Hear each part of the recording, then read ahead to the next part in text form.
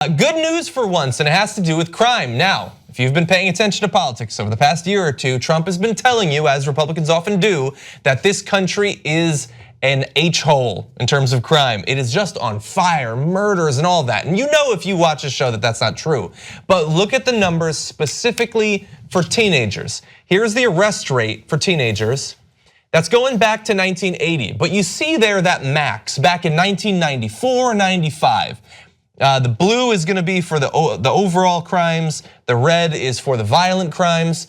And like you may not realize how much of a drop that is.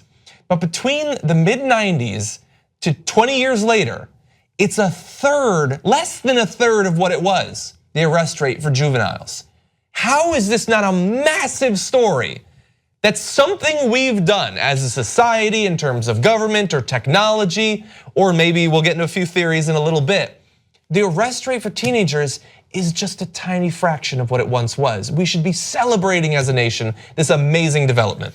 So that's part of the problem with news. If it bleeds, it leads. So if there's something disastrous, you cover it. If there's good news, it doesn't get as much coverage. We're trying to change that here, obviously, give you the good news, bad news, and give you all of it.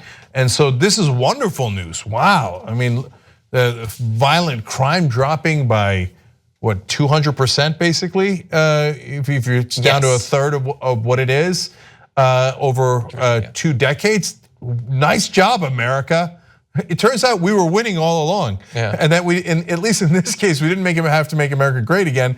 It was already becoming great as we go. And I also want to give you guys this context because you see a lot of things like crime, oh my God, danger, oh my God, what the hell's going on? No, it turns out it's actually much better than it was 20 years ago.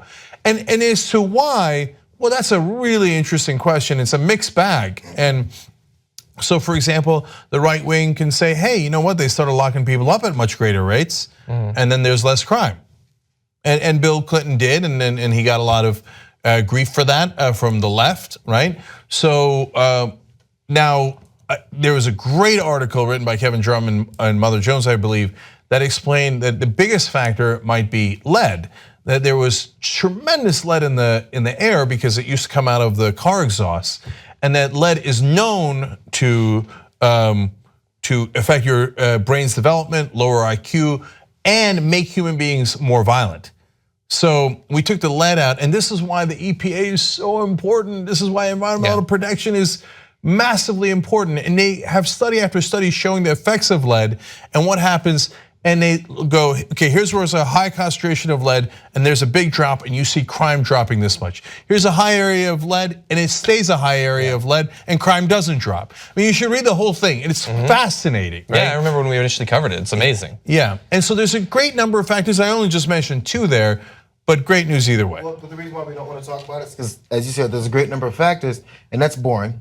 I'm just saying the way Americans consume things. Yeah. It's like, things should be simple, like why the election went the way it was. It was only one reason. One reason. The one I like. We can't compile more than one reason why something's happening. So it's too much work to listen. If we talk about this extensively on Sunday shows or on random local news, like, oh, guess what crime is going on? Even if it's locally, it's like, where's the fire down on the 405? I'm waiting for that news story. So we don't care. And we're not gonna listen any further. And number 2, politicians don't wanna point out, because if you either have to give credit to someone who was in office when stuff started going down or went up, you can only say, oh, they're the bad guy. You have to take all the credit. And if it hasn't happened, if it happens over multiple presidents, which, how does one president change an entire thing like this? It's other factors. And you have to go further than that. You just wanna say, I'm your savior. I did unto me, what Giuliani did with crime, it was me. I walked in, they saw my face and they stopped doing crime. So this is such a great point by JR because so much of the news is driven by the people that are in power. So if someone raises their hand and says, it was me, I get credit, then the news will cover it because someone's trying to take credit for it. But if nobody steps up to do that, they don't bother even reporting on it, obviously. Oh, look, by the way. In that case, it was me. Honestly, I hadn't even noticed this story also from Kevin Drum at Mother Jones. So great job, Kevin Drum. Thank you for covering the things that matter. And obviously we thought it was important, no matter who gets the credit, right wing, left wing, it doesn't matter. Yeah, and look, we don't know for sure to what extent lead affected this specifically. We do see the evidence that it had effects on a lot of things, including violent crime and that sort of thing. But like imagine if that is actually the case. And I'm gonna go a little bit crazy here, but so this is like a proxy for a lot of stuff that can be going on in your life. Do you get arrested for a crime? That's a very specific, traceable, measurable thing. But if there's a pollutant in the environment that's affecting us, our brain development, our aggressive nature, how violent we are, the way we think about the world, how deeply we can think about the world, then you might find that kids becoming 10 or 11 these days are not gonna get arrested. But there's a lot of people that weren't affected so much that they kill someone and get arrested. But that doesn't mean that they weren't affected. This could be so much bigger than just a little bit of violent crime. Our politicians grew up in an environment where there was lead all up in the air, affecting them. We're a very war-prone country. We like to use force. I mean, could that not be affected by this too? It doesn't have to simply be, do I steal something from a corner store? It can be the way I approach the world has been affected by growing up in a world filled with lead. In which case, these teenagers could be better, not just smarter than us, but perhaps more moral, less prone to violence. We could have a very positive future ahead of us. I never thought about it that way. This think tank here, right? That's right.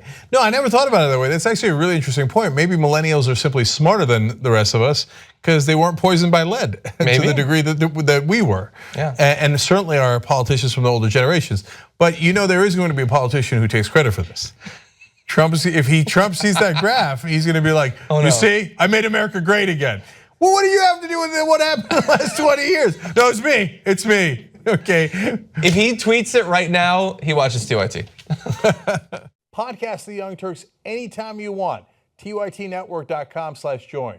I think it's weird. No, it's not weird. In fact, you'll think, I'm like a smart person. do it now. TYTnetwork.com/join.